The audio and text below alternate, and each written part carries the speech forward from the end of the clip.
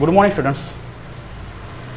आज आपण chemical kinetic चॅप्टरच्या अंतर्गत प्रॉब्लेम पाहणार आहोत.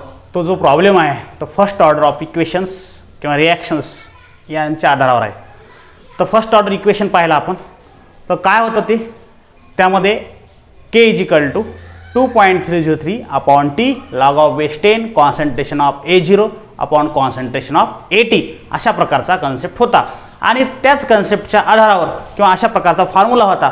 याच फॉर्म्युल्याच्या आधारावर आपल्याला काय करायचं आहे, प्रॉब्लेम सॉल्व करायचं आहे. ओके, तर काय आहे प्रॉब्लेम अशा प्रकारचा. In first order reactions 60% of the reactant decomposes. How many percent decompose? 60% of reactant decomposes in 45 minutes. किती वेळात तो डिकम्पोज होतो? 45 मिनिटमध्ये. ठीक आहे.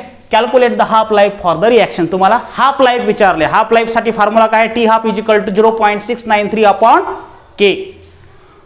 म्हणजे यामध्ये तुम्हाला दोन फॉर्म्युला यूज करायचे. आपण पहिला फॉर्म्युला पाहिला तो पाहिला k is equal to 2.303 upon t log of base 10 concentration of A0 upon AT. ठीक आहे. आणि दुसरा आहे टी हाफ काढायला सांगितलं तुम्हाला. टी हाफ म्हणजेच काय? T half is equal to 0.693 upon k. मग तुम्ही असं तुम्हाला प्रश्न पडला असेल की टी तर इथे दिलेला आहे 45 मिनिट्स, मग टी हाफ का विचारला? तर दोन फॉर्म्युल्यावर आधारित हा प्रॉब्लेम आहे. ओके, टी हाफ काढायचं तुम्हाला, परंतु टी हाफचा फॉर्म्युला काय आहे? T half is equal to 0.693 upon k. तर तुम्हाला के कॉन्स्टंट काढण्यासाठी, कॉन्स्टंट मात्र दोन्ही फॉर्म्युल्यामध्ये एकाच रिॲक्शनसाठी सेम राहतो. म्हणजे इथं एक प्रॉब्लेम दिला याच्यामध्ये के तुम्हाला सेम राहील. म्हणजे 0.693 अपॉन के तो के आणि k is equal to 2.303 upon t log of base 10. तर तो जो के राहणार आहे दोन्ही फॉर्म्युलामधला के ची व्हॅल्यू सेम राहणार आहे. म्हणजे आपल्याला काय करायचं, एकामध्ये के काढायचा आणि तो के टी हाफच्या के मध्ये टाकायचा. म्हणजे टी हाफचा जो फॉर्म्युला आहे t half is equal to 0.693 upon k, त्या के मध्ये व्हॅल्यू टाकायची आहे. ओके, म्हणजे थोडक्यात काय की थोडक्यात आपल्याला टी हाफ शेवटी फायनली काढायचा आहे. ओके, आता पहा यामध्ये गिव्हन डेटा काय दिलाय पहा. यामध्ये गिव्हन डेटा दिलेली माहिती काय आहे. In first order reaction 60% of reactant decomposes. 60% of reaction decomposes. अगोदर इनिशियल किती दिला मला सांगा. इनिशियल कॉन्सन्ट्रेशन किती दिलं आहे? इनिशियल कॉन्सन्ट्रेशन इथं दिसतो का? इनिशियल कॉन्सन्ट्रेशन नाही, परंतु पर्सेंटेजच्या माध्यमातून आहे. पर्सेंटेज 100 पैकी असतात. म्हणजे इनिशियल कॉन्सन्ट्रेशन किती घेतले सुरुवातीला? 100. आणि डिकम्पोज किती झाला आहे? डिकम्पोज म्हणजेच टाइम टी पर्यंत किती पर्सेंट डिकम्पोज झाला? तर तो झाला डिकम्पोज 100 - 60 म्हणजे 60% डिकम्पोज झालेला आहे. 60% हा डिकम्पोजेस झालेला आहे. ओके, म्हणजे 100 मधून 60 मायनस करायचे म्हणजे किती उरतात? हे किती राहतात? तर ते राहतात 40. म्हणजेच 80 कॉन्सन्ट्रेशन ऑफ 80. ठीक आहे. त्या कॉन्सन्ट्रेशन ऑफ 80 ची किंमत किती? 40. A0 ची किती? 100 कशामुळं की एखादा रिॲक्टर आपण स्टार्ट करतो रिॲक्शन तो 100% असतो, म्हणजे पूर्ण घेतो आपण. ठीक आहे. आणि त्याचा डिकम्पोज होऊन काय जो उरतो तो पार्ट म्हणजेच कॉन्सन्ट्रेशन ऑफ AT याप्रमाणे. मग आता फर्स्ट ऑर्डर साठी आता त्यानंतर काय टी दिला किती येतो? 45 minutes. Calculate half life for the reactions. तर half life t half 0.693 upon k. तर के इथं नाही, तर के काढण्यासाठी ही क्रिया करावी लागते आपल्याला. आपल्याला काय सांगितलंय? Calculate the half life for the reactions. तर हाफ लाईफचा फॉर्म्युला काय? T half is equal to 0.693 upon k. तर 0.693 हे तर व्हॅल्यू आहे, परंतु के ची व्हॅल्यू इथे टाकावं लागते. तर के ची व्हॅल्यू तुम्हाला इथं दिली नाही. तर दिली नाही म्हणजेच काय? ती या फर्स्ट ऑर्डरच्या माध्यमातून के च्या फॉर्म्युल्याच्या माध्यमातून आपल्याला ती काढायची. मग के चा फॉर्म्युला काय? K is equal to 2.303 upon t. Okay, log of base 10 concentration of A0 divide by concentration of AT. आता हा के काढायचा आणि calculate the half life for the reaction. तर टी हाफ मध्ये टाकून द्यायचा. म्हणजे t half is equal to 0.693 म्हणजेच काय आपल्याला टी हाफ जो आहे 0.693 अपॉन के. तर ही के ची व्हॅल्यू आपण इथं काढणार फर्स्ट इक्वेशन मध्ये आणि ती के ची व्हॅल्यू काढल्यानंतर इथे टाकणार म्हणजेच आपल्याला टी हाफ मिळून जाईल. ओके, आपण टी हाफची व्हॅल्यू काढू शकतो. आता के ची काढण्यासाठी आपल्याला आता काय घेतलं आपण, के इज इक्वल टू, आता व्हॅल्यू टाका, पुट व्हॅल्यूज. ठीक आहे, आपण इथं एक लिहू, पुट व्हॅल्यू. मग व्हॅल्यू पुट केल्यानंतर काय राहणार पहा, k is equal to 2.303 upon t ची किंमत किती आहे 45 लॉग ऑफ बेस 10. तर ए झिरो ची किंमत किती, कॉन्सन्ट्रेशन ऑफ A0 100 आणि ए ची किंमत किती आहे 40. ठीक आहे, याला जर सॉल्व केलं एक स्टेप तर काय राहील पहा, 2.303 upon 45 okay log of base 10 100 upon 40 तर काय होतो हा 2.5. हा काय होतो 2.5 ओके. आणि याला जर आता सॉल्व केला आपण केला तर के ची किंमत जी येणार आहे तुमची, म्हणजे आता ही मिनिटमध्ये आहे 45, 2.303 आहे, लॉग ऑफ बेस 10 2.5, या 2.5 चा जर लॉग घेतला आपण आणि याला जर कॅल्क्युलेट केलं तर त्याची जी किंमत आहे ती आहे 0.0204 पर मिनिट्स. 0.0204 पर मिनिट्स ही के ची व्हॅल्यू येणार सॉल्व केल्यानंतर. म्हणजे लॉग घेणार आणि याला मल्टिप्लाय करणार, तर इथं स्पेसच्या अभावी आपण ती क्रिया करू शकत नाही. ओके, त्यानंतर k is equal to 0.0204 per minutes. आता आपल्याला के ची व्हॅल्यू मिळाली, आपल्याला विचारलं काय, तर विचारलं आहे टी हाफ. टी हाफ काढायचा आहे, मग टी हाफचा फॉर्म्युला लिहा, t half is equal to 0.693 upon k. मग काय करायचं, put value of k, k ची व्हॅल्यू पुट करायची. ओके, के ची व्हॅल्यू पुट केल्यानंतर काय राहणार, t half is equal to 0.693 upon k ची व्हॅल्यू काय आलेली 0.024. ठीक आहे, मग आता याची जर आपण इथं सॉल्व केलं, ठीक आहे, 0.693 अपॉन 0.204 याला सॉल्व जर केलं तर आपल्याला काय येईल 34 मिनिट्स. म्हणजेच टी हाफची व्हॅल्यू जर आली काढली आपण तर ती किती 34 मिनिट्स. ठीक आहे, म्हणजे टी हाफ काढला आपण. अगोदर काय केलं आपण, फर्स्ट ऑर्डर इक्वेशननुसार के काढला, ते के ची किंमत काढली, ती के ची किंमत किती आली 0.0204 पर मिनिट. पर मिनिट का आला, कारण की डिवाइड मध्ये टी आहे, टी इथं खाली होता. ठीक आहे, त्यामुळे आपल्याला पर मिनिट आला. आणि टी हाफ काढायचा क्वेश्चन मार्क, मग टी हाफचा फॉर्म्युला काय आहे 0.693 upon k, put value of k. तर पुट व्हॅल्यू ऑफ के केल्यानंतर t half is equal to 0.693, k ची व्हॅल्यू आली 0.0204. मग याला जर आपण सॉल्व केलं 34 मिनिट येते. ठीक आहे, तर t half is equal to 34 minute हे या प्रॉब्लेमचं आन्सर आहे. Okay, now next. तर नेक्स्ट जो पाहायचा आपल्याला आता तो आपला झिरो ऑर्डर रिॲक्शन पाहायचे आणि त्यांचं एक्सप्लेनेशन्स. ठीक आहे, झिरो ऑर्डर रिॲक्शन आणि त्यांचं एक्सप्लेनेशन्स. तर झिरो ऑर्डर रिॲक्शन आपण नेक्स्ट कन्सेप्ट आहे. हा प्रॉब्लेम सॉल्व झाल्यानंतर हा प्रॉब्लेम इथं आपण सॉल्व केला. आता आपला समोर जो पार्ट पाहायचा आहे तो zero order reactions. Zero order reactions काय आपल्याला झिरो ऑर्डर रिॲक्शन्स. तर काय झिरो ऑर्डर रिॲक्शनची डेफिनेशन. झिरो ऑर्डर रिॲक्शन म्हणजे काय, अशा रिॲक्शन ज्याचा रेट हा कॉन्सन्ट्रेशन ऑफ रिॲक्टंटवर डिपेंड नसतो. म्हणजे आपण फर्स्ट ऑर्डर माहित आहे, सेकंड ऑर्डर माहित आहे, थर्ड ऑर्डर माहित आहे, कारण त्याच्यावर एक्सपोनंटची बेरीज जर केली तर सेकंड येतो आणि थर्ड सुद्धा त्याप्रमाणे येऊ शकतो. फर्स्ट असेल तर त्याला एक्सपोनंट फॉर्म जो असेल तो त्याप्रमाणे. तर आपण फर्स्ट सेकंड थर्ड याबद्दल ती माहिती आपल्याला माहिती आहे. पण झिरो ऑर्डर म्हणजेच काय, तर झिरो ऑर्डर म्हणजेच ज्यांचा रेट हा डिपेंड नसतो कशावर, कॉन्सन्ट्रेशन ऑफ रिॲक्टंटवर. जर कॉन्सन्ट्रेशन ऑफ रिॲक्शन तर होणार सर, क्रिया होणार, परंतु रेट मात्र हा त्यांच्या एक्सपोनंटवर किंवा एक्सपोनंट म्हणण्यापेक्षा त्यांच्या रिॲक्टंटवर डिपेंड नसतो, त्याला म्हणायचं झिरो ऑर्डर रिॲक्शन्स. म्हणजे काय आता zero order reaction,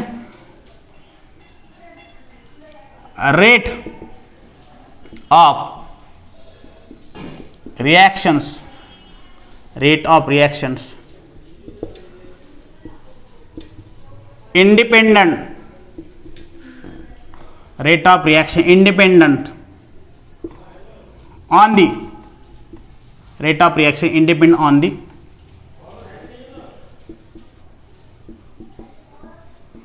concentrations of, rate of reaction independent on the concentration of reactants called, this type of reactions, this type of reactions called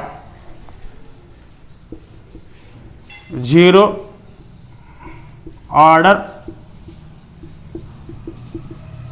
reactions. काय पहा, rate of reactions independent on the concentration of reactant, this type of reactions called zero order reaction. म्हणजे अशा reaction ज्यांचा rate हा depend नसतो किंवा त्याला म्हणायचं इंडिपेंडंट, कशावर, त्या कॉन्सन्ट्रेशन ऑफ रिएक्टंटवर. ठीक आहे, त्याला म्हणायचं zero order reaction. Such reactions called zero order reaction. तर रिएक्शनला काय म्हणायचं, this type of reactions called zero order reaction. ठीक आहे, तर याप्रमाणे ही झिरो ऑर्डर रिएक्शन डेफिनेशन झाली. आता आपल्याला त्यांचं डेरिवेशन पाहायचं, त्यांचा फॉर्म्युला पाहायचा. ओके, तर पहा इकडे हा पार्ट झाला. आता आपल्याला काय करायचं आहे, झिरो ऑर्डर रिएक्शनसाठी एक्सप्रेशन पाहायचं आहे. तर एक्सप्रेशन पाहत असताना आपल्याला या झिरो ऑर्डर रिएक्शनचं एक्सप्रेशन पाहत असताना त्यांच्या डेफिनेशननुसार आपल्याला ते एक्सप्रेशन पाहायचं आहे. ओके, तर यामध्ये पहा रिएक्शन आहे, A gives product, zero order रिएक्शनसाठी ए गिव्स प्रोडक्ट. आता पहा रेट काय याचा, rate k concentration of A आणि एक्सपोनंट मध्ये काय येईल, झिरो ऑर्डर आहे म्हणून zero. Rate is equal to k concentration of A, rate zero आहे म्हणून झिरो. ओके, दुसरा इंस्टंटेनियस रेट काय होईल, आता इंस्टंटेनियस रेट, त्याला आपण असं पण म्हणलंय आय रेट. म्हणजे इंस्टंटेनियस रेटच्या ऐवजी आपण शब्द काय देतो, इंस्टंटेनियस रेट. तर याचा इन्स्टंट रेट काय होणार, minus d of concentration of A divide by d T हा राहणार. रेट इन्स्टंट रेट हे इक्वल टर्म आहे, हे इक्वल टर्म आहे. म्हणजे इक्वेशन 1 आणि इक्वेशन 2 हे from 1 and 2, from 1 and 2 we can write व 1 आणि 2 म्हणून काय लेफ्ट हँड साईड सारखी, तर राईट हँड साईड सुद्धा काय होणार याची सेम राहणार. म्हणजे काय होणार, के कॉन्सन्ट्रेशन ऑफ ए याप्रमाणे मायनस. तर मांडताना आपण काय करू, याला थोडंसं जो आपल्याला युजफुल आहे त्या ठिकाणी ज्याच्यापासून डेरिवेशन तयार करणार आहोत तो अगोदर देऊ. Part is equal to k of concentration of A zero. इथं काय केलं आपण, right hand sides minus d of concentration of upon d t is equal to k of concentration of A zero असं घेतलं. Right hand side left hand side same आहे म्हणून right hand side equal घेतली. ठीक आहे, आता मायनसला तिकडे transfer करू. म्हणजे D of concentration A divide by d T. Okay, हा मायनस तिकडे ट्रान्सफर करू, तसा करता येतो. Minus K of concentration A zero, K of concentration of A zero. तर ही जी गोष्ट आहे आपल्याला, हा जो टर्म आहे इथे, तर ए रिस टू झिरो इथे तुम्हाला इक्वेशन 1 आणि 2, ठीक आहे, ही टर्म तुम्हाला समोर घ्यायची गरज पडणार नाही. कारण की यामध्ये काय होतो, ए रेस टू झिरो म्हणजेच काय आहे इथे, ए रेस टू झिरो म्हणजेच यामध्ये ई रेस टू झिरो म्हणजेच काय असतो 1. तर यामध्ये काय होईल पहा, minus d of concentration of A divide by d t is equal to k असा राहील. A raise to zero A raise to 0 काय होणार, आता equation from equation 1 and 2 we can write, आपण असं लिहिलं, परंतु minus d of A concentration of divide by d t is equal to k of concentration of A zero, concentration of A zero. A zero म्हणजेच काय, E race to 0 काय असतो 1, तसाच ए raise to 0 काय होणार, हा 1 होणार. ए रेस टू 0 1 होतो, तर ए रेस टू 0 सुद्धा काय होणार 1. तर त्याप्रमाणे ए रेस टू 0 इथं काय केला आपण, ए रेस टू 0 इंटू 1 म्हणजेच के येतो तो. ओके, म्हणजेच काय येतो के. तर मग काय होणार आपलं पहा, minus d of concentration of A upon d t is equal to minus k. Okay, आता काय करा, डी टी तिकडे त्या साईडला पाठवा, डी टी त्या साईडला पाठवा. आपण मायनस तर या साईडलाच आहे, ठीक आहे, मायनसचा ट्रान्सफर आपण इथे केले नाही, फक्त आपण इथं काय करू, हा मायनस जो आहे या साईडला इथं ट्रान्सफर करू या साईडला, आणि के इंटू 1 केच राहणार. ओके, आता इंटिग्रेट करू याला, हा equation 3. Taking integrations, taking integration. मग काय होईल इंटिग्रेशन टेक केल्यानंतर, हा इंटिग्रेशन सिम्बॉल आहे, ठीक आहे, टेकिंग इंटिग्रेशन्स. तर के डी टी झाला, तर आपल्याला टेकिंग इंटिग्रेशन जो आहे एक स्टेप त्यामध्ये राहिली आपली, डी टीला तिकडे घ्या, याला इक्वेशन 3 म्हणू नका, d of concentration of A is equal to minus k d t. या इक्वेशन 3चं घ्या integrations, d of A upon d t is equal to minus k, d of concentration is equal to minus k d t. आता काय करणार, taking integrations. मग काय होणार, integration symbol याप्रमाणे, d of concentration of A integration symbol. आता इथे मध्ये काय मायनस के हा जो आहे तो बाहेर काढायचा, कारण कॉन्स्टंट्स आहे इथे डी टी. मग याचं लिमिट काय आहे ए झिरो, याचं लिमिट काय आहे ए टी, इथं 0 टू टी. ओके, काय केलं आपण, डी ऑफ एक upon d t is equal to minus k, minus transfer इकडे केला, ठीक आहे, d of A d t इकडे घेतला, के डी टी झाला, मायनस साईन तिकडे आहे, टेकिंग इंटिग्रेशन केला, इंटिग्रेट सिम्बॉल याप्रमाणे आहे. ओके, मग concentration of A zero concentration of A t याप्रमाणे is equal to minus k d t, याप्रमाणे केला बाहेर काढला, मायनसला बाहेर काढला, कारण तो कॉन्सन्ट्रेशन सॉरी याचं इंटिग्रेशन आपण घेऊ शकत नाही. आता काय करणार, याला इंटिग्रेट केल्यानंतर मला सांगा, integration of d of x is equal to काय असतो, किंवा डी ऑफ एक्स याचा एक्स राहतो, integration of d of A हे काय राहणार ए, तसंच integration of d of concentration of A, तर हा काय राहील कॉन्सन्ट्रेशन ऑफ ए. इथं आपल्याला तसाप्रमाणे तो पाहायचा आहे, म्हणजेच आपल्याला याप्रमाणे हे लिहायचं. ओके, मग त्यानंतर integration of d of T याचं काय राहणार T, integration of d of x त्याचा काय राहू शकतो एक्स याप्रमाणे, ठीक आहे. तर इंटिग्रेशन ऑफ डी ऑफ टीचं आपल्याला इथं टी घ्यायचं आहे. मग या नियमानुसार रूलनुसार इथं काय होणार ए, ठीक आहे, constant integration of d of A च ए, आणि लिमिट अप्लाय करायचं. लिमिट काय आहे, lower limit A zero, upper limit काय आहे ए टी, ठीक आहे, lower limit A zero, upper limit काय आहे ए टी. इथं काय आहे टी, हा मायनस के तर बाहेरच आहे, इथे टी आहे, lower limit 0 upper limit t, ठीक आहे. मग लिमिट अप्लाय करू, लिमिट अप्लाय केल्यानंतर काय होणार A of t minus concentration of A zero. आता काय केलं आपण A t upper limit A zero lower limit apply केले, इथं ए राहणार नाही, ए ची जागा कोण घेणार ए टी अप्पर लिमिट, या ए ची जागा पुन्हा लोअर लिमिट ए झिरो, ए तर ऑलरेडी आहेत आत. त्यानंतर मायनस